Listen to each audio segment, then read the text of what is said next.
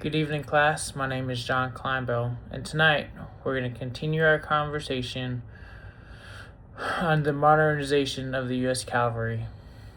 During my search, I found four journal articles that focus on the modernization of the U.S. Cavalry after World War I.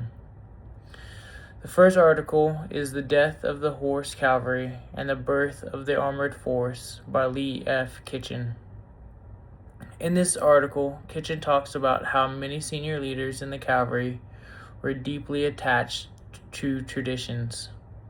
In the article, Kitchen describes the findings of a board studying cavalry tactics during World War I, and it was found that there was still a place for horse-mounted cavalry, but on a smaller scale than in the past. The second article I read about the modernization of the cavalry was the role of the horse in the modern warfare as viewed in the Interwar, published in the U.S. Army's Cavalry Journal by Alexander M. Belowski. In the article, Belowski says that most, not all, cavalrymen were reluctant to modernize.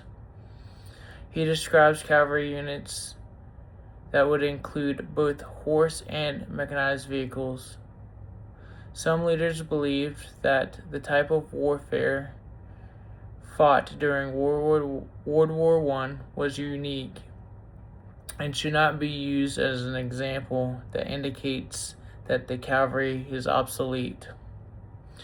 The next article I came across was General Hawkins' War, the Future of Horses in the U.S. Cavalry, also by Alexander M. Belowski.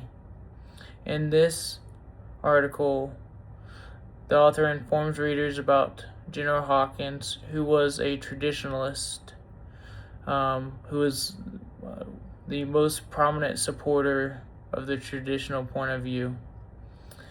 In 1931, General MacArthur transferred mechanized forces to the cavalry. He believed that the future of the cavalry had two types of formations, one with horses and one that was mechanized, which would be the majority of cavalry forces. The last article that I'm going to talk about today is Scapegoat, 20th Century Cavalry and Anglophone Historiography by Jarvis Phillips. This article talks about the cavalry has changed over the last 100 years. The article talks about how during World War I, most great forces saw a need for modernization of the cavalry, but no substitute was available yet for the horse. It goes on to say that Britain and the United States were the only armies that didn't use combinations of mechanized and horse cavalries during World War II.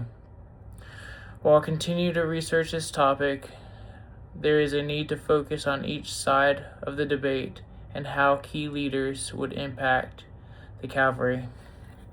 Thank you for watching.